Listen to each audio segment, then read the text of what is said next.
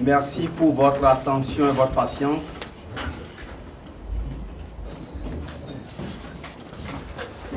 Nous allons laisser la parole au professeur Bilolo. Le professeur Bilolo que je ne présente plus parce que le professeur Biogo a eu à le présenter en partie ce matin.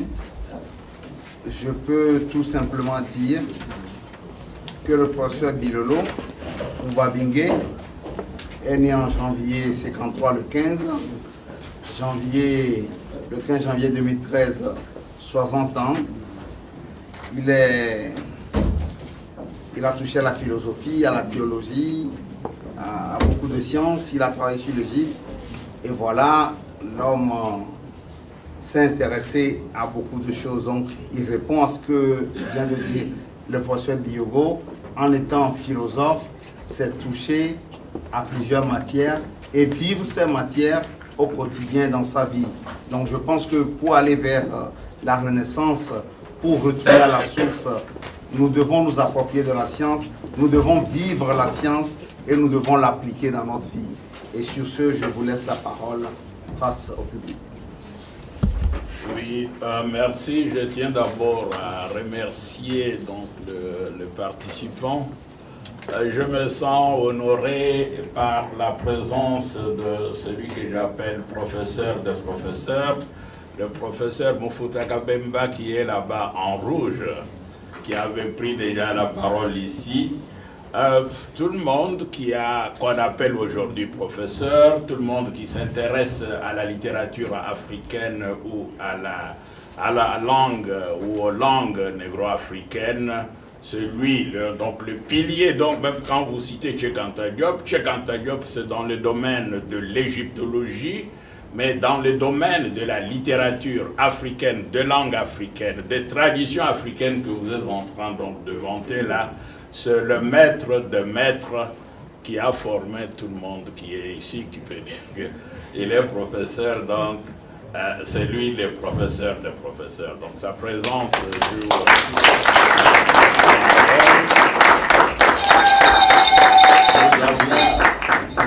nous signalons également, il est peut-être sorti, non il n'est pas sorti, le professeur Bimoini Kouechi, quand on vous a parlé de la théologie négro-africaine. Le discours théologique négro-africain, l'homme qui a vraiment relevé, jeté la lumière sur les dieux de nos ancêtres, il est là, Bimoini Kouechi. Professeur Bimoini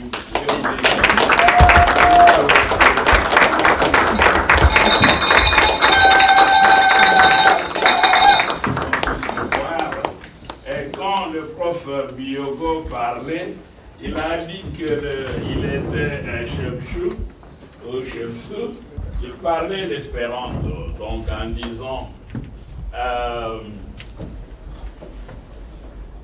chemsou. Alors moi je dis, mais pourquoi vous dites ça? Parce que vous parlez l'espéranto. Alors moi je dirais, en essayant donc de prononcer cela comme africain, et vous allez voir que les gens vont comprendre ce que je suis en train de dire, qu'il est Musemeshi wa Meyi. Donc Meyi en Vidim Koulou. Mais en Chiluba, quand on dit Musemeshi, c'est lui qui pousse, qui relève, qui fait avancer la parole ou les paroles de Dieu, donc du créateur d'Invidimukulu. On peut aussi dire Mushemeshi, donc celui qui embellit. Et effectivement, il a le verbe et la façon dont il a présenté cette théologie, cette conception négro-africaine de Dieu, je lui ai dit que c'était la plus profonde et la plus belle théologie de l'histoire humaine. Il n'y en a pas, je lui ai demandé lui-même qu'il me prouve le contraire, que le christianisme a une théologie qui dépasse celle qu'il a résumée sur les Bantous, donc sur les Africains, qu'il nous présente que les musulmans ont une théologie qui dépasse la nôtre, ou que les bouddhistes et les hindouistes ont une théologie qui dépasse la nôtre. C'est vraiment le sommet de l'homme qui rend hommage à son créateur. Et c'est Mouchemechi, effectivement, parce qu'on dit qu'en Égypte antique, les mots ont toujours aussi leur contraire. Il y a danger qu'on soit aussi Mouchimichi, donc celui qui fait perdre quelque chose. Donc il n'y a pas. Et cela nous permet de voir que dans Shemsu, il y a aussi la notion de faire voir. Et la notion de la philosophie telle que je l'avais personnellement définie à partir de l'Égypte antique, à l'époque, dans l'espéranto, on disait mère, parfois merer, meret, ma'at. Donc les N là, on peut le faire. L'expression, quand on fait comme ça, l'espéranto, ça sonne bien, mais on a rendu ce mot par Mary, Mary donc par amour.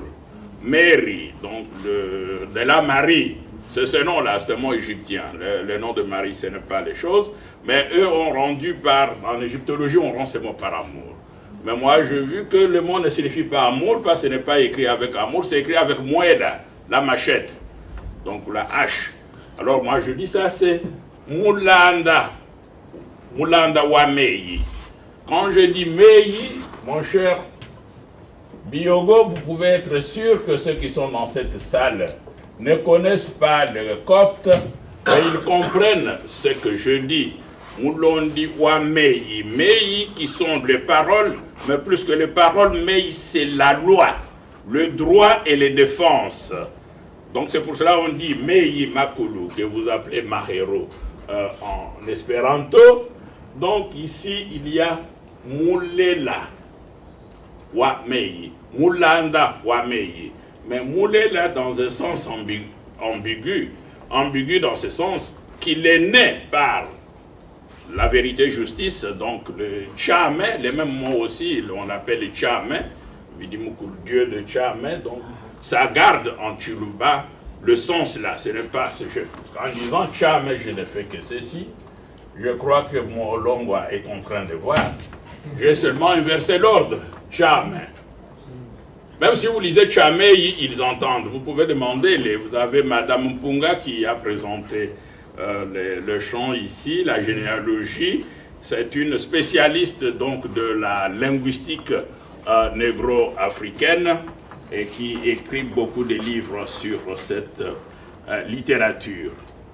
Et dans ce qu'elle a présenté, elle a fait la généalogie. Mais en fait, c'était la généalogie négro-africaine qu'elle venait de présenter. Il y avait une partie qui me concernait. C'est pour cela qu'elle est répétée parfois. Mais une très grande partie, c'est notre histoire commune. Elle a commencé par Dieu, par Vidimukulu, donc par Ndela, Vidi, donc le Ndela, Bendel, Mfouele, donc c'est de là que vient l'infini. Donc Ndela Mukulu ici, que vous appelez aussi donc Bendela, Ndela, donc Ndela Mukulu, Lubadela, ce sont des titres que le professeur Bimwanyi Kweshi a bien, j'allais dire, ce qu'il a couché Micha, donc ce qu'il a embelli, ce qu'il a éclairé, mais aussi en le présentant avec l'herméneutique valorisante, vont parler notre frère qui était venu de l'Espagne, Donc il est parti d'Ndela et après Ndela, on a cité quelques noms, mais je cours des étapes. Celui-ci engendre Bende. Donc ce Bende qui est en fait, qui correspond à ce qu'on appelle en égyptologie Biti, et qui est aussi en Tchuluba resté identique Mbidi. Donc vient le Mbidi qui est encore là parce que le Mbidi ne va pas seulement donner naissance aux hommes ou aux Bantous, mais va aussi donner naissance aux dieux. Même les êtres qui ne sont pas sur cette terre ou qui ne sont pas de ce monde, ces êtres appartiennent, effectivement, restent toujours les êtres de Mbidi ici, de Bende, et c'est Bende qui est de Dieu. Et c'est de là donc qu'elle est venue au niveau de ce qu'elle appelait Mutombo, donc, ou qu'on appelle comme ça, non, pas Mutombo, on a un Nkolé. Nous avons Nkolé qu'on peut appeler Nkolé, Nkulu, Nkolo. Donc c'est presque la plupart des gens donc, de l'Afrique comprennent. Je n'ai pas besoin donc de traduction et que c'est Nkulu, Nkolé, que les autres ont rendu par aux Russes en égyptologie à partir donc du grec. En fait, ce n'est même pas faux parce que même en grec, les ra ici, quand c'est écrit comme ça en grec, vous pouvez aussi les lire comme un K. Alors si vous faites, ça devient kolu, kolu, donc ça reste collé. Donc tout ça c'est resté. Donc le Horus qui est venu, tout ça c'est toujours au niveau de l'histoire humaine, de l'histoire de toute l'Afrique. Ce n'était pas seulement au niveau de mon histoire. Et de là, il a continué avec les Mutombo. Ici, les gens commencent, il y a l'automultiplication. Et après ça, viennent, d'ailleurs, il y a également des discussions. Dans la généalogie qu'elle a présentée, elle est passée donc de Mutombo à Chinema. En fait, il y a une discussion, est-ce que les Chinema sont Chinema ou les Kabyles ou bien ce sont les Kasanga. Or, il semble que les Kasanga, c'est tout le monde qu'on appelle aujourd'hui les gens de l'Afrique centrale et les Bantous, là. Ils s'appelaient aussi les Kasanga. Si vous regardez comment on appelle ça, en Ouganda, le long du lac Ukerebwe ou Bakelebwe, si vous regardez là-bas, vous allez voir que tous ces noms-là, les Kasanga, les Mwanza, les Nkole, tous ces noms sont autour de ce lac, sont là, donc là où le Nil, du moins dans sa forme actuelle, commence officiellement. Vous verrez que les noms que les gens utilisent sont là-bas. Et c'est de là donc qu'il est descendu. En descendant, les noms qu'il citait là, qu'elle citait, ce sont les noms de gens qui sont là. Quand elle dit Chinema, donc ou elle dit Chibondo, donc le chef de Chibondo, c'est le maître qui a parlé ce matin. C'est mon chef. Donc je lui ai donné les pouvoirs pour qu'on puisse les ennuyer. Mais maintenant, comme ce sont des enfants, ils se sont dispersés, ils ont pris le pouvoir, ils ont coupé en trois. Donc le chef aîné, lui est en Belgique, ne pouvant pas exercer, il a donné le pouvoir à son petit frère, qui lui est magistrat. Étant magistrat, ne peut pas non plus exercer en permanence la fonction. Alors, il reste chef, mais il a donné aussi, on a un troisième chef qui est présent au village pour s'occuper des villageois. C'est ainsi qu'on s'adapte à la notion actuelle du village. Donc, à la conception actuelle, à la façon de vivre, il fallait aussi revoir la notion du pouvoir. Ou quand on dit Chinema, celui-là, c'est mon cousin du côté de ma mère, donc, dont je parlais là. Et quand on va du côté des grands-mères et aux autres, ce sont les Kalamba. Donc, c'est toute une famille. Vous voyez, mais tout ce monde, c'est que je voulais insister, est que tout ce monde est en relation de filiation directe avec Dieu. C'est pour cela, mon frère Kweshi, je me suis demandé comment est-ce qu'on pouvait me convertir, parce que je suis fils de Dieu. Est-ce qu'on voulait me convertir dans ma propre famille ou quoi? Donc, il y a là un problème que le christianisme et les religions étrangères apportent. Nous sommes comme des juifs. Quand je dis nous sommes comme des juifs, c'est-à-dire les juifs ont appris de nous. Ils se définissent aussi par rapport à leur Dieu. Ils sont dans une relation de filiation directe. Relation de filiation directe. Si quelqu'un vient vous dire que vous venez des enfants de Dieu par procuration, c'est qu'il est en train de vous injurier. Parce que quand vous vous définissez, je dis, je suis Bilolo ou Abende, quand vous prenez les résumés, je suis Biyogo ou Abende ou Avidi Mukulu ou Andela Mukulu. Relation de filiation directe. Il n'y a pas, on n'a pas besoin d'une intervention extérieure, et ça c'est un problème. Donc nous pouvons entrer en dialogue avec les autres. Mais pas en conversion, en dialogue. c'est mon père, c'est ma mère, c'est Loubalela. Donc vous ne pouvez pas venir me dire comment me comporter envers ma mère ou envers mon père. C'est là le problème que j'ai eu. Mais je dois dire que le discours que je tiens, je l'ai eu au hasard. Au hasard parce que je ne suis pas né chrétien. Je suis né donc du groupe qu'on appelle le groupe de Lupemba, l'argile blanche. Donc les Tchotacha Lupemba, donc le foyer de l'argile blanche, et qu'on appelait aussi des Chilowa, donc des calebasses. Donc ce sont des gens qui dorment les portes ouvertes. Ce sont des gens qui ne se fâchent pas, qui ne jurent pas le mal, même si on a volé leurs chèvres. Donc les gens de l'argile blanche, mais il fallait se faire baptiser, comme on était à côté donc du séminaire, grand séminaire, petit séminaire, Carmel, mission avec deux cités. C'était même plus que le Vatican, parce que le Vatican n'a pas tous ces complexes ensemble. Le professeur Bimoueni laissé comme il était là, et beaucoup d'autres frères. Donc c'était placé donc ensemble. Et comme j'avais vécu là-bas, les papas disaient aux prêtres européens,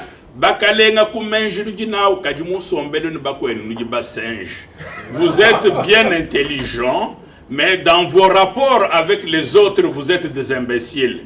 Et pour lui, l'homme est vraiment Muntu dans la manière dont il se comporte envers les autres. C'est mon amour, Boulanda Bouani. Donc, ceci. Donc, les Boulanda, c'est mon Boulela, mon Boulanda, la manière de vivre avec les autres qui fait que je sois un Muntu ou pas. Donc, être Muntu, donc, c'est ce qu'on a appelé les valeurs de l'humain. Alors, je voulais aussi remercier donc cette jeunesse, toute cette jeunesse qui est là et qui me donne confiance. Vous verrez que le texte qui est écrit est adapté sur la jeunesse, ce n'est pas adapté sur les grands. Avant, j'avais beaucoup réfléchi, on a dit, ah voilà, on va faire l'hommage de l'hommage. Je vais mettre l'hommage au professeur Mufuta, puis travailler sur le nom de Mufuta et sur le nom de Chibangu. Chichiku, à part après, chemin faisant, je dis, mais Chibangu, bang, bang. Tout le monde saura qu'il suffit seulement peut écrire ça en prenant la mâchoire ou en prenant l'ivoire. Si on donne un don d'éléphant, les gens peuvent dire, oui, si on me demandait d'écrire le nom de Chibangu, sans citer, sans connaître l'ancien égyptien ou sans écrire avec l'alphabet de l'Europe, je prendrais par exemple les Mubanga donc, ou les Chibanga comme étant un des exemples. Chez les Kabemba, là je prendrais l'aigle, comme ça s'appelle aigle, vautour, je prendrais donc aigle, avec aigle, comme ça j'aurai les Kabemba. Vous avez les bas qui est donc dans son nom. Alors je dis, mais eux, si on leur rend hommage, ce n'est pas bien. Parce qu'ils vont nous dire, ces enfants veulent nous dire adieu.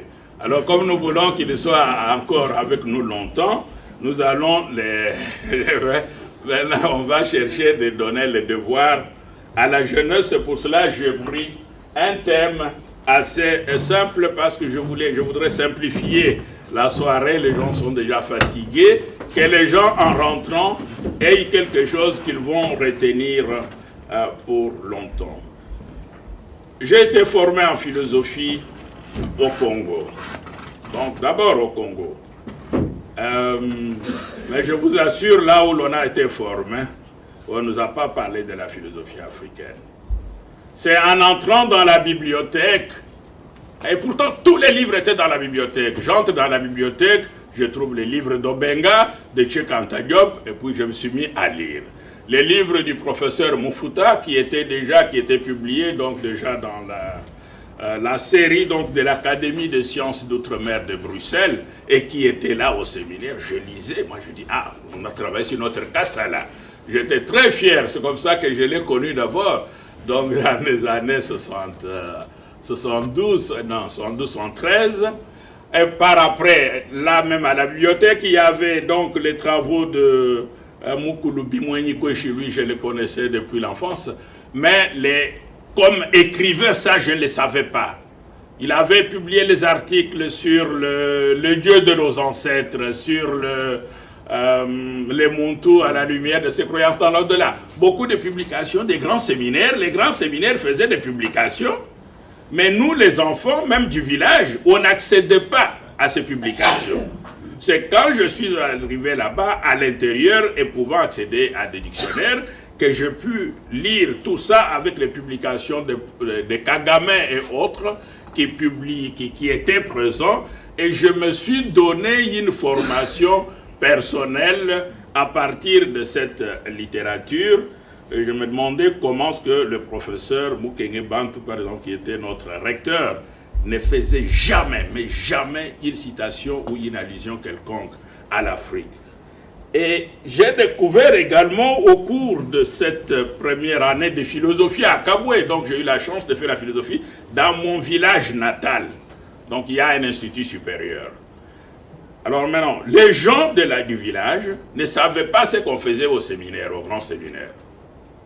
C'est un jour, quand je suis sorti, ils m'ont demandé, mais qu'est-ce que vous faites là?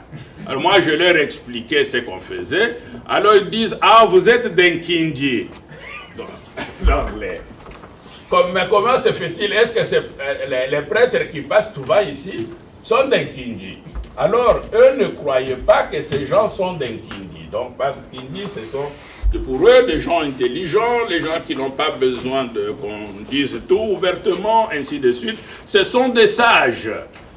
Alors maintenant, je cours au village, encore plus loin, parce que mon oncle, donc le chef Lumpungu, lui était déjà âgé. Et j'avais lu aussi la Bible noire de Fourche Morligem. Je voulais vérifier très vite certains concepts, si ce qu'on disait là, les chouchoukoulou, si ça existe. J'arrive chez mon oncle, je lui pose la question, il dit oui, le chouchoukoulou, les moulemouedi, les histoires. Ce n'est pas possible. Et les Kingi. Alors, j'ai raconté l'histoire d'un Kingi à Kamana, que vous connaissez également, qui dit que, ah, ce n'est pas vrai, vous avez formé. Moi, je dis non, j'ai appris ça à Kabwe. Les gens se sont étonnés que les séminaires existaient déjà presque plus de 50 ans, ou 50 ans, mais eux ne savaient pas ce que les enfants faisaient là-bas dans cette institution. Vous avez dans un village, les villages n'ont pas beaucoup de gens, c'est 1000 personnes. 1000 d'ailleurs c'est trop, peut-être 300 personnes. Mais ces gens, bien que travaillant même au séminaire, ne savaient pas ce qu'on étudiait. On disait tout simplement qu'on les prépare pour être prêtre. Mais c'était vraiment l'explication. Alors c'est comme ça. Et finalement, quand un jour, dans une discussion à Kinshasa, avec Kamana, à la cité, les gens disent, ne suivez pas ces enfants, ce sont les Kingi.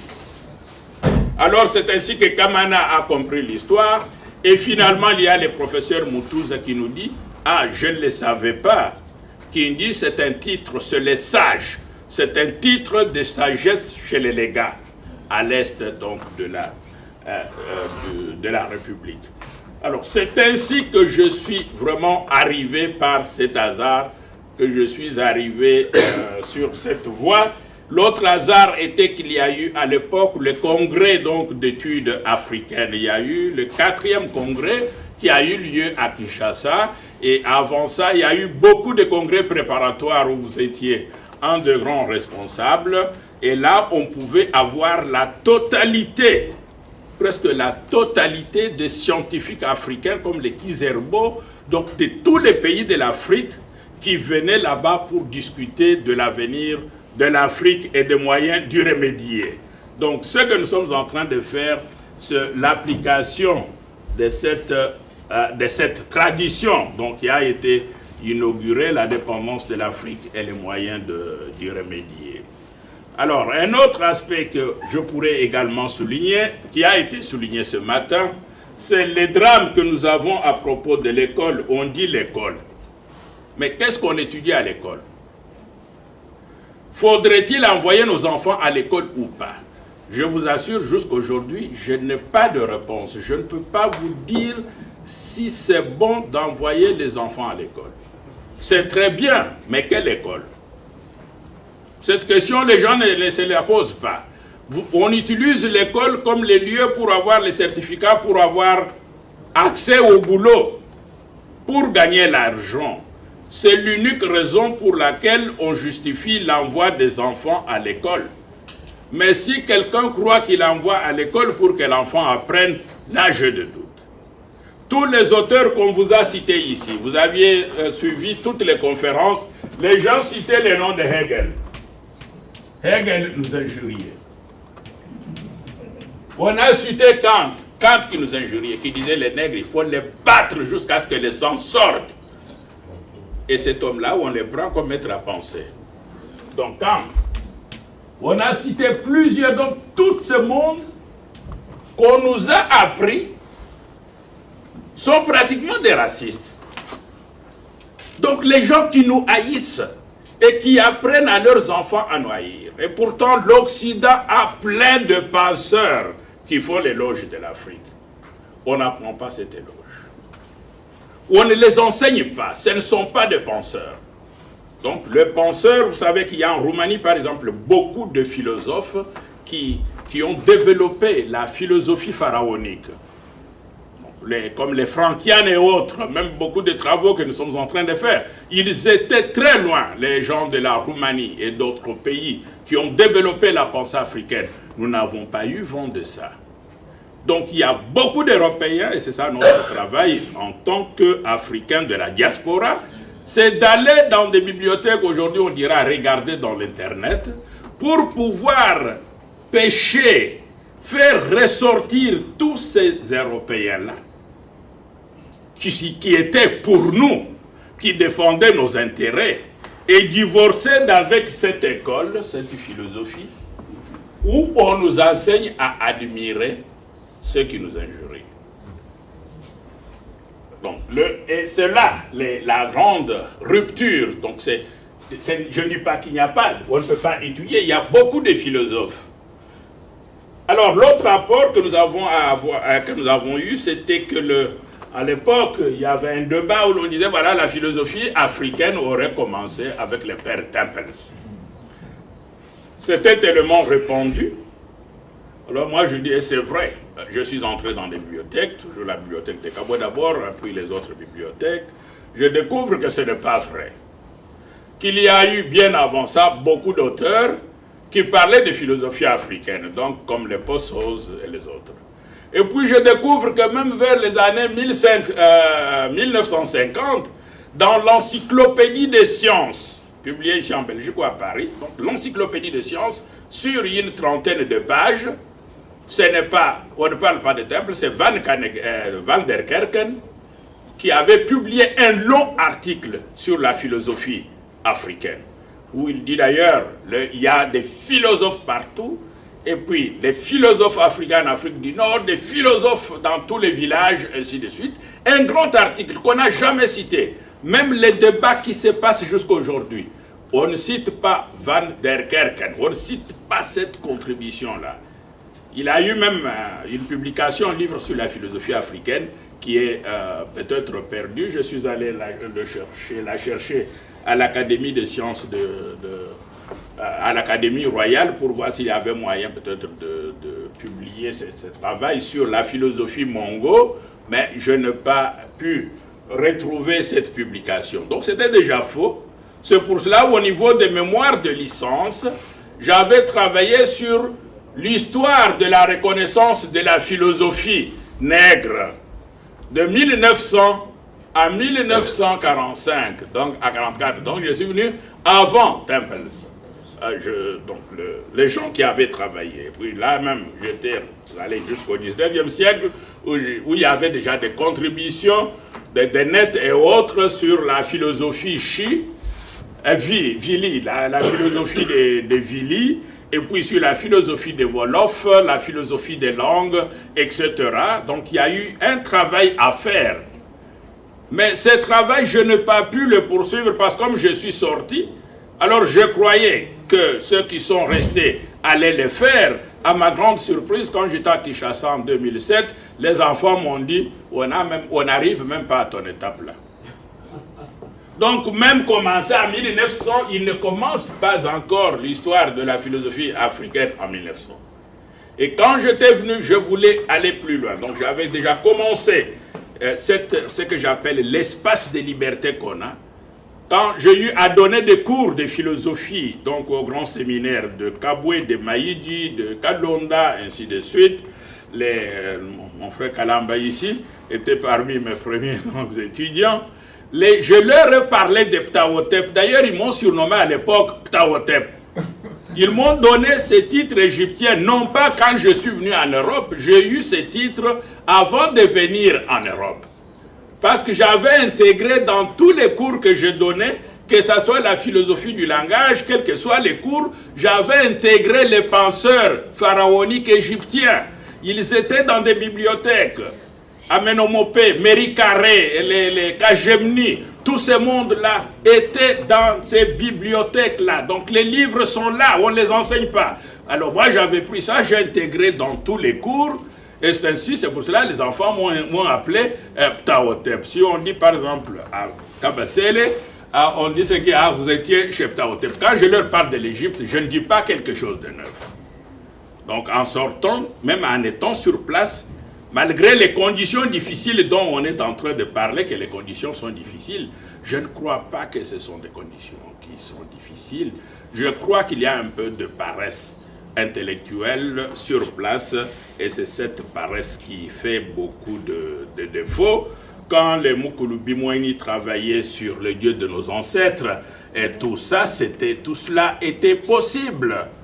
Alors, j'étais venu donc pour prolonger cette histoire de la pensée africaine, mais en commençant, comme je le savais déjà, qu'il fallait partir de l'Égypte antique. D'ailleurs, le jour où je suis venu, je suis sorti donc du bureau du professeur Bimouani, qui était secrétaire de la conférence épiscopale du Congo, donc secrétaire général. Je suis sorti de son bureau pour prendre, de là j'arrive à la maison, donc on me ramasse, je prends les bagages, je vais donc à l'aéroport. On discutait tout cela quand il me montrait la valeur, donc la valeur de la pensée du Muntu, comme il aime bien rendre hommage à ces Muntu. Alors, là je découvre également qu'en fait, tout ce qu'on nous enseigne là, c'est une fausse histoire. Une fausse histoire, pourquoi? Parce que l'Occident de 800 avant Jésus-Christ, donc j'écris moins, donc je n'aime pas dire avant Jésus-Christ, je dis avant notre ère. Notre ère commence avec l'entrée des Romains, et cette ère est ensemble avec les Chinyango, comme je l'appelle, la période des Chinyango, et ça coïncide aussi avec la période des chrétiens. C'est pour cela que je dis notre ère, mais c'est le début donc de la souffrance. Donc, depuis le 8e siècle jusque vers 1850. Même après, l'Occident n'enseigne que l'Afrique. Donc, toutes les publications, quand vous prenez l'histoire de la philosophie et de la théologie commence par l'Afrique. L'Afrique, pas seulement l'Égypte, l'Éthiopie, la Libye. Les expressions comme philosophia africanorum, philosophia ethiopum, philosophia egyptiorum, ces expressions-là qu'on traduit aujourd'hui par philosophie africaine, philosophie égyptienne, ne datent pas d'aujourd'hui, faisaient partie de la formation académique de l'Occident jusqu'au 19e siècle. Alors, quand on a même commencé l'histoire de la philosophie telle qu'on l'enseigne, à partir donc du 13e, 14e, surtout 14e, 15e siècle, quand les gens commencent, ça commence avec la littérature anglaise, où on a les Stanley, tout ce monde-là parle donc de la philosophie africaine. Parce que c'était les penseurs qu'ils venaient de traduire, les gens comme le Plutarque, les gens comme les Jean Blic et autres, tout ce monde parlait de l'Afrique. Cela que naissent les francs-maçons et tout ce monde-là, c'est quand on accède à cette littérature africaine. C'est la littérature africaine qui donne la renaissance à l'Europe. Et qui permet également aux moines de se retirer pour voir comment ce que l'Afrique pense. Alors maintenant, à partir de cette période, je vois comment se forment les écoles. Vous avez les gens qu'on appelle donc les Brucker, qui écrit l'Historia donc de la philosophie, mais dans cette histoire de la philosophie, il consacre presque 600 pages sur l'Afrique. Et à côté, il y a un autre, et c'est celui-là qu'on a suivi par après, qui va devenir le professeur de l'histoire de la philosophie de Kant et Hegel, et qui s'appelait un certain Heumann. Alors ce délinquant, je l'appelle délinquant parce qu'il ne mérite pas d'autre titre, il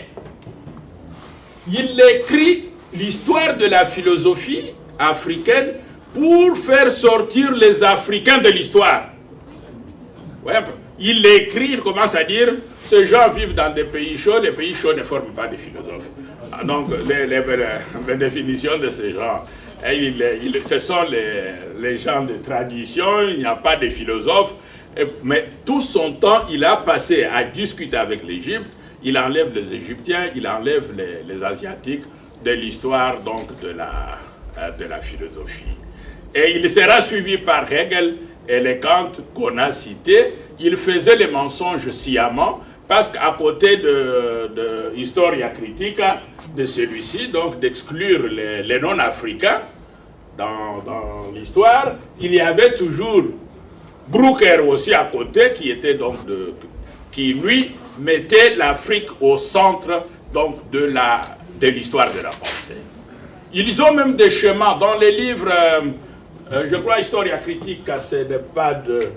Celui-ci c'est Acta, acte de philosophie, donc l'histoire critique de la philosophie, ça c'est Brucker. C'était resté, ils ont même des tableaux, les tableaux de la philosophie, et vous voyez que l'Afrique, avec ses différentes régions, joue un très grand rôle à l'intérieur.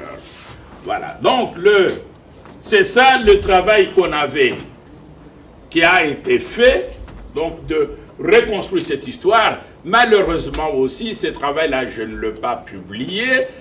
Malheureusement, il n'y a pas non plus quelqu'un qui pourrait continuer les recherches, je l'ai dit à Molongwa, peut-être aux autres. Il faut savoir, d'ailleurs dans l'Internet, en tapez seulement philosophie africaine au XVIIe siècle dans Google.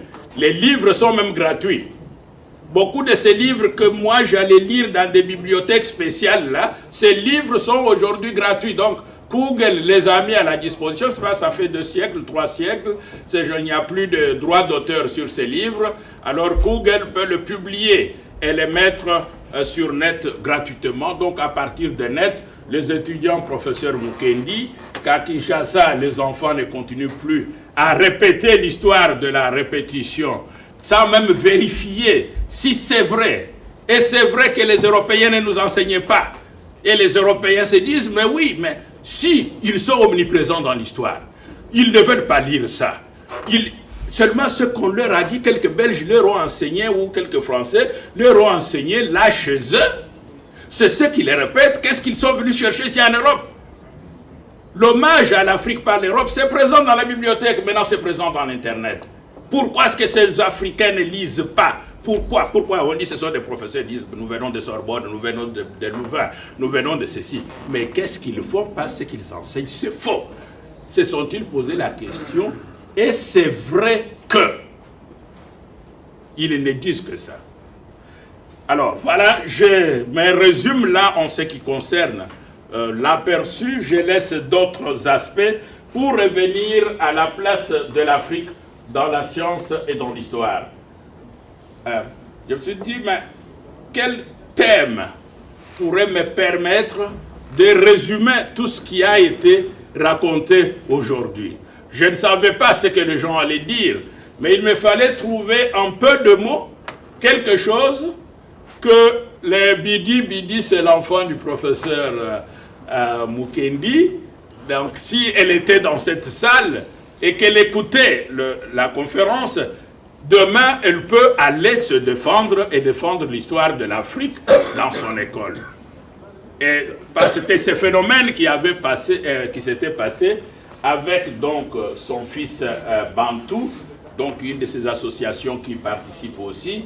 Il avait participé comme ça à un débat, et puis lu donc un livre. À partir de ce livre, l'enfant avait dit, oui, oui, ces gens nous trompent, on nous trompe, ce n'est pas vrai, ce qui se passe là. L'enfant avait, donc, c'était complètement transformé, donc il fallait trouver un thème très simple qui résume l'état actuel de nos recherches égyptologiques, mais en même temps nous montre aussi une nouvelle façon d'enseigner en Afrique et qui va vous donner un exemple historique de la façon dont l'Afrique est en train donc de revoir le paradigme scientifique et même le paradigme que l'autre appelait le paradigme épistémologique.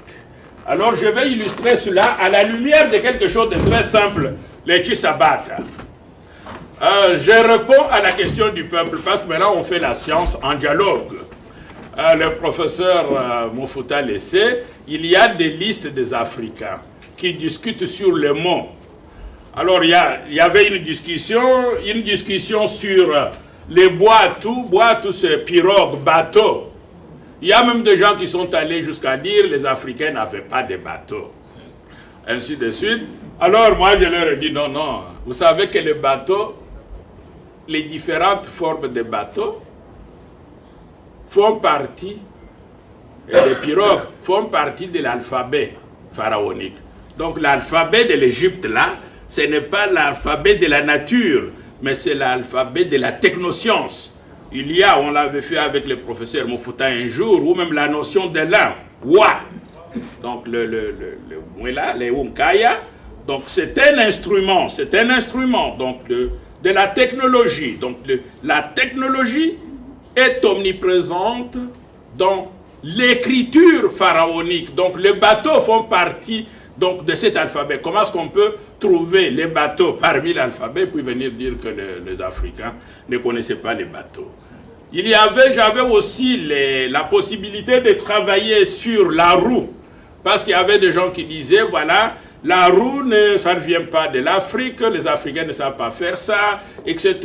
Les chars, ça vient de la Syrie et autres. Moi, je dis, mais quand est-ce que les Syriens ont eu le temps de répandre ces connaissances et ces vocabulaires partout à travers l'histoire de l'Afrique?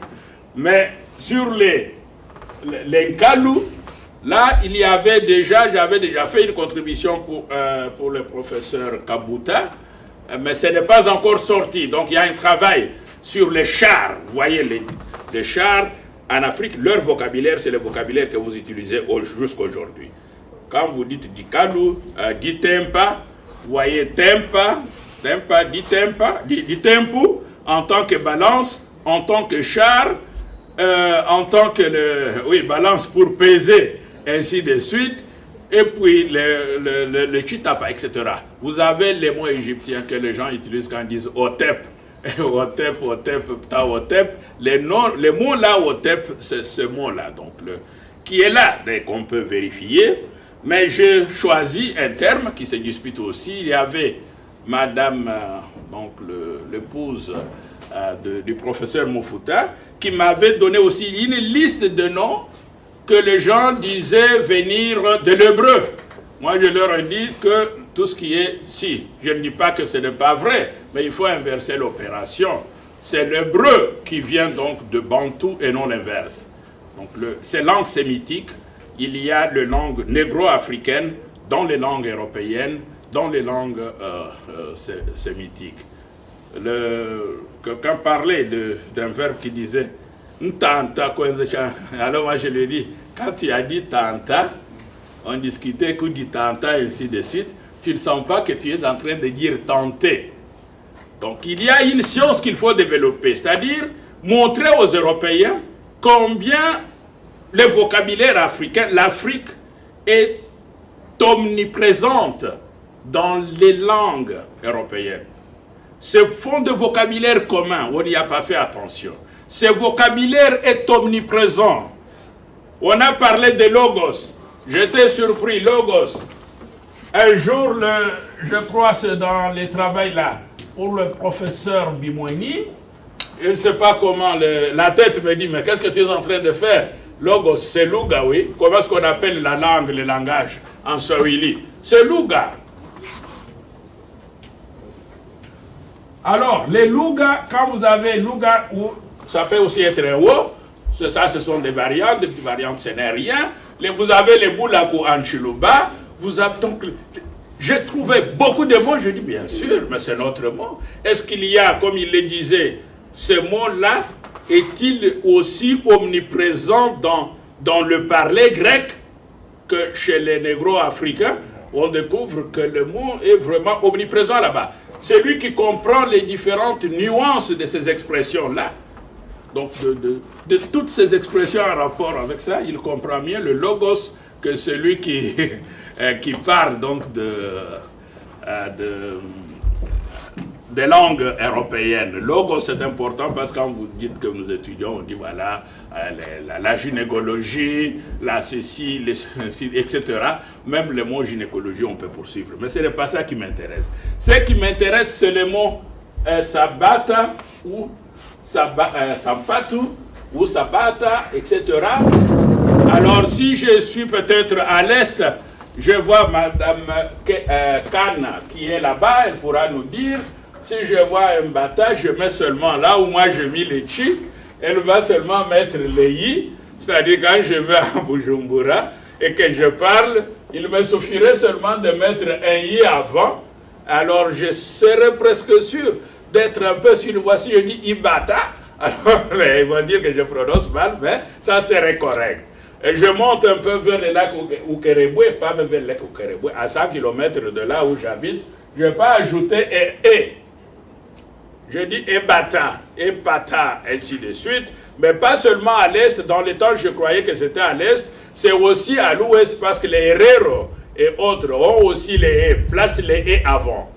Et je l'ai dit au professeur Biogo que ces i-là, communs que vous retrouvez les i ou les e, ça date de l'ancien empire, donc avant même la période historique. Donc quand nous faisons la grammaire de l'ancien empire, nous écrivons les mots, on ajoute yi. C'est pour cela qu'on dit yimen. On écrit yimen. Mais vous regardez sur le texte, vous dites on a écrit mana. Où mona, où se trouve les yi là qu'on est en train de lire. Les yi, c'est parce qu'on part du principe qu'avant, on utilisait, on parlait en s'appuyant sur les yi ou en s'appuyant sur les e. C'est très important parce que ça vous permettra de comprendre pourquoi dans ces mots-là, vous verrez, dans les Chiluba, comme ils ne commencent pas souvent par les voyelles, ils vont s'appuyer sur les K. Donc, il va dire peut-être Kamoni. Et ça vous permet de comprendre pourquoi on dit que Imen, c'est l'invisible. Il devient invisible comment? Donc, il faut savoir qu'il y a un K devant qui explique ça. Donc, j'ai pris deux exemples. Ces exemples, ça vaut pour tous les Bantous. Ici, on peut parler même de Chi Bantou. En disant Chi, vous êtes plus les Chi, c'est-à-dire, en fait, les Chi, là, il faut l'écrire comme ça. T, dans la transcription de l'ancien égyptien, c'est ça qu'on utilise, le T comme ça, ou bien les J ici, avec un trait. Ça peut même aussi être ceci. Donc, ce sont les trois possibilités, mais la possibilité principale pour être sûr qu'on prononce chi, c'est avec un trait ici en bas. Parce que les si posent des problèmes, comme on a le Congo.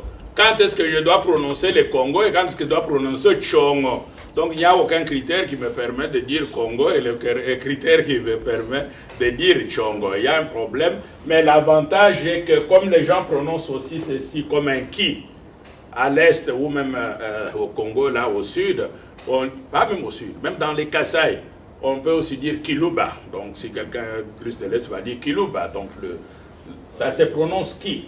Mais j'insiste sur les T parce que vous voyez que les T est attesté en Égypte antique, donc les chi. C'est pour cela, ce que j'écris comme ça, il faut songer à ceci. Alors, qu'est-ce qu'on enseigne? On nous enseigne que le soulier est occidental et le mot qui se rapporte au soulier est aussi occidental. Donc, avant l'Occident, ni le mot ni la chose n'existaient en Afrique. Quand vous prenez même le dictionnaire Luba Online, vous pouvez contrôler, taper un peu soulier, vous trouverez sabata, sabato, sabatu, donc ce sont des possibilités de prononciation. Emprunt au portugais, sabato. Donc le sapato ou sapato, emprunt au portugais, pato ou sapato. C'est écrit dans ces dictionnaires-là. Pourquoi est-ce qu'on ajoute même cette expression emprunt? Quel que soit le dictionnaire, que vous prenez le dictionnaire Kinyarwanda ou de quoi, on a toujours à ajouter emprunt. Donc le portugais avait déjà été dans toute l'Afrique. On enseignait ça à tous les Africains. Alors, ils ont ajouté partout, dans beaucoup de dictionnaires, emprunt. C'est ainsi que les enfants à l'école, quand ils vont, ils apprennent non, donc le soulier, ce n'était pas chez vous. Il apprend le vocabulaire de la langue, mais en apprenant le vocabulaire, on lui dit attention, hein, le soulier là, ce n'était pas chez vous, c'est emprunté, l'expression est empruntée chez les Portugais. Quand on dit bata, c'est emprunté chez les Portugais. Alors ici, j'ai seulement prolongé la liste de mots qui se rapportent au soulier. Vous avez les chigato, les chilata, chilato, chilato, ainsi de suite. Donc, qui viennent de Kuluata. Vous avez les latos, j'ai reporté, en faisant seulement une petite distinction ici. Et les dipapa, qui est les sandales. Mais le mot le plus utilisé, c'est là où il y a les bata et les bateaux. On peut donc continuer parce qu'il y a aussi les objections de jeunes. Et les jeunes, quand ils demandent, mais si les dibata, donc les dibata c'est emprunté donc du portugais, l'impatu, est-ce que l'impatu, canard, c'est aussi emprunté? Ils répondent oui. Si vous regardez les canards dans le dictionnaire de Chiluba et dans beaucoup d'autres dictionnaires, là où on dit pato, patou, là c'est écrit aussi pato, canard, emprunt au portugais. Alors, moi je dis toutefois l'imaginaire des linguistiques négro-africains ne semble pas aller plus loin, car cet imaginaire, s'il n'était pas mal formaté, aurait pu tester la fréquence des bata, des bateaux, des bêta, des pata, etc., dans la langue portugaise, et demander à ceux qui vulgarisent cette affirmation gratuite donc de l'emprunt, si tous ces termes-là, tous les termes bantous qui contiennent bat, pat, hat, wat, étaient empruntés au portugais. Alors, je dis, derrière cette remarque critique, il y a une longue liste de mots bantous qui se rapportent à bat ou à pat. Je montre seulement la liste. Vous pouvez avancer, voilà. Vous avez ici toute une longue liste. On peut d'ailleurs y rester. Donc, vous avez les bata de tâtonner, de battre, d'aplatir, des canards, etc. De calme, de marcher. Vous avez les bata également, qui vient vous rappeler donc de tenta et ta dont on parlait, qui signifie plateau, nature. Je passe, passons. Je vous ai donné les textes pour que vous puissiez, à la maison, vous pouvez les faire vous-même, parce que je voudrais arriver à autre chose. Alors, continuons donc cette liste. Avançons toujours. Ah oui. Ok.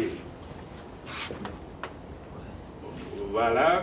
Oui, on arrive ici, voilà. Il faut revenir un peu. Ok. Maintenant, nous disons, que disent les textes historiques? Les monuments historiques, voilà. Les monuments historiques sont là. Vous avez les souliers. Vous avez des sandales ici. D'ailleurs, c'est très beau. C'est peut-être l'image. Donc, ici, j'ai agrandi l'image pour que vous puissiez admirer la beauté des souliers négro-africains. Et ces souliers, il faut les ajouter. Je veux que les enfants, vous puissiez graver ces images-là. C'est exclusivement pour ça, je dis qu'on a même pris ceci, j'avais dit à M. Kalamba, il faut que la jeunesse grave ces images. Parce que celui qui a vu ça, il ne peut plus, quand il va entendre quelqu'un qui lui dit, voilà les souliers, vous marchez à pied en Afrique, etc., il va rire, il ne va plus prendre ça au sérieux, parce qu'il a des preuves contraignantes de l'existence des souliers. On peut continuer, parce que les images là, il y en a encore. Continuons.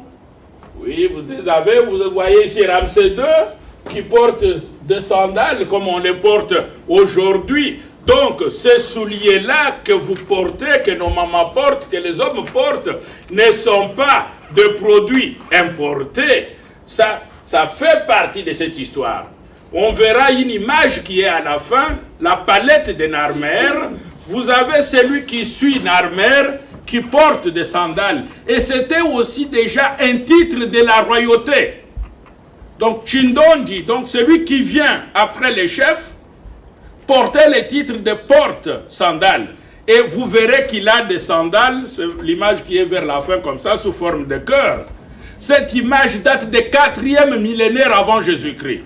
Donc l'image là des palettes de Narmer date de 4e millénaire avant Jésus-Christ, donc ou avant notre ère. Elle ne date pas d'aujourd'hui. Et vous voyez que non seulement vous avez des souliers, mais les souliers font partie des attributs de la royauté, des attributs du pouvoir. Parmi les titres de fonctionnaires de l'État, il y avait donc les titres de porteurs de sandales. Nous avons la chose. Alors maintenant, comment est-ce qu'on appelait cet élément en chicam? Comment est-ce qu'il prononce ça? Vous avez là le mot. Je voulais aussi pour que vous puissiez savoir que quand vous dites sabbat, ce n'est pas une tradition orale comme on le dit que les langues bantoues seraient des langues non écrites. Non, c'est faux. Par contre, le premier texte français date de 12e, 11e, 12e siècle de notre ère ici. Les premiers textes portugais datent du 14e siècle, 13e, 14e siècle. Ce qui fait que la plupart du vocabulaire portugais, c'est le vocabulaire de Bas-Congo. C'est le vocabulaire Congo, c'est le vocabulaire Chibantou qui est entré là-bas parce qu'en ce moment qu'ils forment leur littérature, au moment où ils venaient chez nous. Ils avaient le latin, mais ils n'avaient pas le portugais comme langue d'écriture. Les Anglais ont commencé leur littérature vers le 8e siècle, le 9e siècle de notre ère. Mais ici, nous parlons de 4000 ans avant Jésus-Christ, en comptant d'ailleurs vers la baisse. Parce qu'il y en a qui datent, selon les découvertes de Berlin, on remonte jusqu'au 7e siècle. C'est-à-dire les noms comme ça, les noms seuls qu'on trouve sur le céramique et autres, là on remonte plus loin, 5e, 6e siècle. Quand je parle du 4e siècle, là c'est le début des textes littéraires, mais des gros volumes. Les textes des pyramides, ce sont des bandes. Les textes de Ptah, c'est un livre, un grand livre. Ce ne sont pas des petits textes, donc ce sont des grands textes dont nous parlons. Ça existait 4000 ans avant qu'un seul texte européen n'existe. Ce ne sont pas des Grecs qui sont venus qui viennent nous embrouiller. Ce sont les Français. Il y a 7000 ans de différence entre les premiers textes en langue française et les premiers textes en langue bantoue. Comme vous pouvez le voir, quelqu'un qui s'appelle Bata ou Sabata ou Sapatou ou Dibata, etc., peut être sûr, et comme il le voit lui-même, que son nom est écrit, son Bata-là est écrit depuis plus de 5000 ans. Il a une antériorité logique, non pas logique, mais historique, par rapport aux Grecs. Ça, il faut graver dans la mémoire. Vous ne pouvez pas expliquer les langues bantoues à la lumière de langues européennes. L'inverse est possible. Mais pas à partir de ces langues. Ce sont des créations actuelles. Bon, ce n'est pas moi. Ici, cette liste ici, ce n'est pas moi. Ça, c'est ce que j'appelle l'espéranto qui a fait ça. Mais seulement cet espéranto en faisant ça ne savait pas que au fond, ils avaient écrit, si je peux lire Chibeta ou Chibetu. Si je ne veux pas ajouter d'abord le ça, je vais l'ajouter après. Donc, Beta, Betu, donc tout ça. Donc, vous l'avez, eux-mêmes ont écrit. Quand je lis ici, eux ont traduit par Jipapa, mais nous verrons aussi pourquoi. Les TB qui les écrivent là, parce qu'ici l'important c'est les thèmes, que les B et les P c'est le même, donc sont interchangeables. Quand vous les changez, vous avez aussi les Jipap, mais plus loin vous pourrez voir dans la littérature. Vous avez les Sabata, Shabata, Shapato, Chibetu, Chibata, Chibasa, Chiboto, Chidiba, Bata, que vous retrouvez aussi même dans les bottes. Au fond, c'est le même mot. Et puis, toujours les différentes façons d'écrire les chi, les yi que j'ajoute là, vous les voyez ici. Une histoire que j'avais déjà racontée quelque part, parce qu'avec ça que j'ai découvert que l'ancien égyptien, c'était une langue bantou, comme je l'ai dit. Et tout ça, vous avez les souliers. Ici, on pourrait rendre ça par djata ou tchigato, tuta, shabatu, etc. Continuons, parce que nous devons finir. Oui. Ok, encore, il faut revenir, il y a quelque part où on a les cuirs. Voilà. Les sacs que j'ai ajoutés, c'est parce qu'on peut nommer les souliers à partir de matière. Matière, c'est cuir. Cuir s'appelle comment? Ce sont eux qui ont écrit. Ce n'est pas moi. Ça, donc ça, c'est eux. Vous lisez déjà Sab ou Seb. Donc, Chiseba, ça signifie donc les cuirs. Vous avez plusieurs, donc ça commençait plus loin. Vous avez plusieurs formes de mots que vous avez qui sont attestés par eux.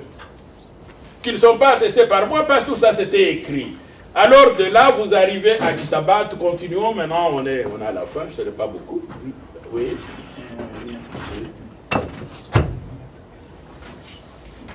Ah, ok.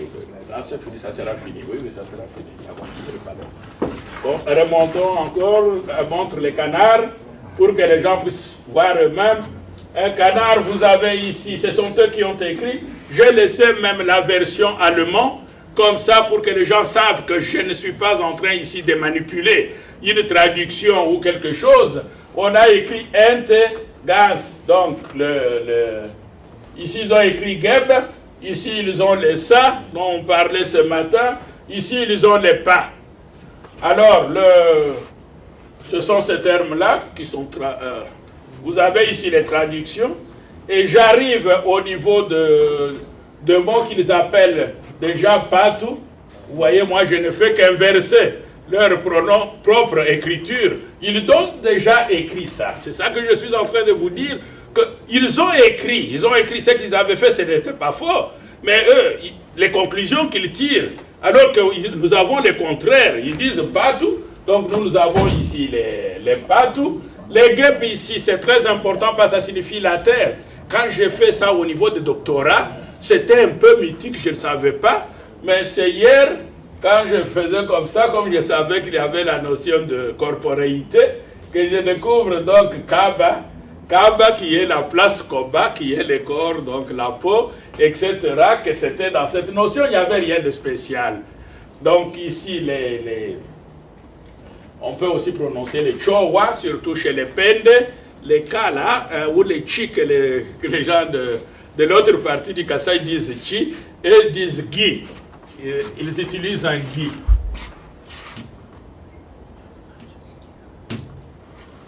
Donc, en restant seulement dans les Kasaï, en prenant les pende, les ceci, les chokwe, je peux retrouver. Mais ici, je ne suis même pas sorti de l'ère linguistique vraiment, même restreinte. Et convaincu d'ailleurs que quand je parle là, Madame Kana qui vient de Burundi, elle regarde tout ça, elle le sait. Parce que j'ai aussi vérifié dans les dictionnaires, dans l'internet, c'est gratuit. J'ai vérifié, mais je le sais aussi parce que j'ai le dictionnaire donc, de l'Ouganda et tout ça. Vous avez donc là les pas, ils disent que c'est volant, donc voler c'est pepa. Hein? Donc ils ont tout dit. Donc ils nous montrent que c'est une langue écrite, et puis on continue parce qu'on va arriver à la fin. Voilà l'étape, non, revenons, c'est la conclusion. Vous avez les chipois de passé. J'ai ajouté quelques petites notions pour d'autres débats à l'intérieur qui ne relevaient pas donc de souliers. Maintenant, lisons donc la conclusion. Et la conclusion, c'est ça, c'est seulement ce texte-là. Il ressort de ces exemples et de façon contraignante que Sabata, Shabata, Sabatu, Bata, Pato ne sont pas des emprunts. Ça, au moins, ceux qui sont là peuvent être sûrs que ce ne sont pas des emprunts. Par contre, l'Occident empruntait ce nom de l'Afrique, non seulement Bata, Pato, mais aussi Bot, de Bota, Buta, battre. Donc, Beta, Bata, Betela, Batela, ainsi de suite. Et même des Wa que nous avons dans le Cho. Cho, c'est un préfixe. Donc c'est wa. Donc les mots sont là. Donc vous parlez français, mais si on regarde de plus près, au fond, ils parlent aussi les Djibantou. Alors les Africains portent les souliers depuis le 4e millénaire avant notre ère. L'expression depuis n'est pas correcte. Attesté depuis, ça ce serait plus correct. Et puis le titre de porteur de sandales du roi est attesté de le 4e millénaire. À cette même époque, les sandales faisaient partie des attributs de la royauté. Vous voyez plus ou moins à quel type de connaissance ou d'ouverture, d'intelligence de l'Afrique et de son histoire, l'égyptologie africaine nous permet donc d'accéder. Et à la fin, vous avez les tableaux de Narmer là. Ça, vous êtes en train de voir un tableau de 4e millénaire, 4000 ans avant Jésus-Christ. Donc 3000 quelque chose. Et vous voyez les porteurs de sandales avec ces sandales. Et ça, il faut bien garder parce que ce sont là des preuves historiques. C'est plus ou moins le travail que nous avons accompli jusqu'à présent. Une illustration de son importance. Je vous remercie.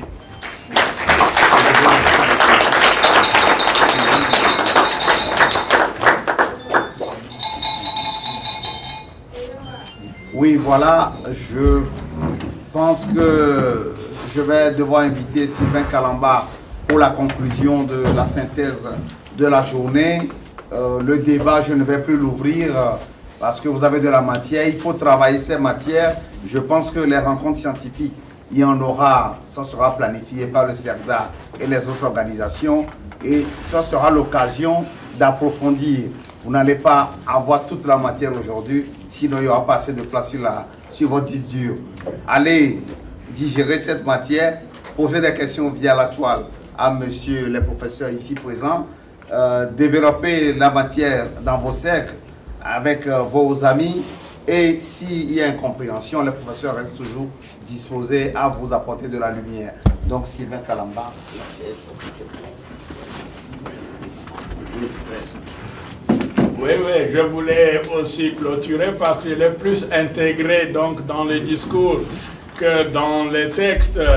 Mon cher collègue, le professeur Biogo, si vous regardez les premières publications de publications universitaires africaines, j'écris toujours Kinshasa, Libreville. Donc quand j'écris Libreville, donc c'est lui. Quand j'écris Paris, c'est M. Mezepo qui est là-bas, ingénieur, mais qui publie tous ces livres africains, alors que Présence africaine était déjà tombée, qui s'occupe même de la diffusion des livres africains, c'est lui. Et professeur Biogo m'a même surpris quand nous étions à Dakar. Moi, comme je n'étais pas en Afrique, donc j'arrive là, je crois, à Dakar, je vois les gens qui viennent et puis qui connaissent mes travaux, que je ne connaissais même pas. Que j'avais déjà oublié, parce qu'au départ, on écrit pour avoir les diplômes. Et puis, ce qu'on a écrit là-dedans, on ne s'en occupe pas. Alors, par après, ils me disent, non, nous suivons les travaux de nos enseignants, ainsi de suite. Donc, c'était pour moi un grand monument, parce que je voulais travailler, en fait, avec Chichiba, qui était le centre de culture bantou. Ce que nous sommes en train de faire ici, les Chichiba avaient des millions et des millions de dollars pour faire ce travail. Le travail que Mampungala est en train de faire sur les dictionnaires scientifiques des langues négro-africaines, ce sont des travaux, il y avait des fonds, beaucoup de millions, mais nous n'avons pas pu accéder à ces millions que le président Bongo avait mis à la disposition du développement de la science africaine. Donc ça fait que notre école donc, du Gabon, qui avait déjà repris donc notre relève là, reste un monument même pour la plupart, parce que parfois même les Congolais me disent « Ah ben pourquoi tu restes en Europe ?» Moi je dis, à partir de l'Europe, je suis en train de faire mon travail en tant qu'Africain pour toute la communauté du monde noir. Donc, à partir du Congo, je ne saurais pas atteindre les gens qui viennent de Guadeloupe, de Martinique, du Brésil, etc. Donc, à partir de l'Europe, les scientifiques africains ou les Africains ont aussi un grand travail à faire, parce qu'à partir d'ici, c'est à ce moment-là qu'on forme la conscience continentale planétaire. Et je remercie le professeur Biogo pour son hommage un autre frère Molongwa, qui a fait un très long voyage pour venir assister. Il est venu donc de Valencia, assister et participer à cette manifestation. Mais nous aurons le temps donc d'en parler.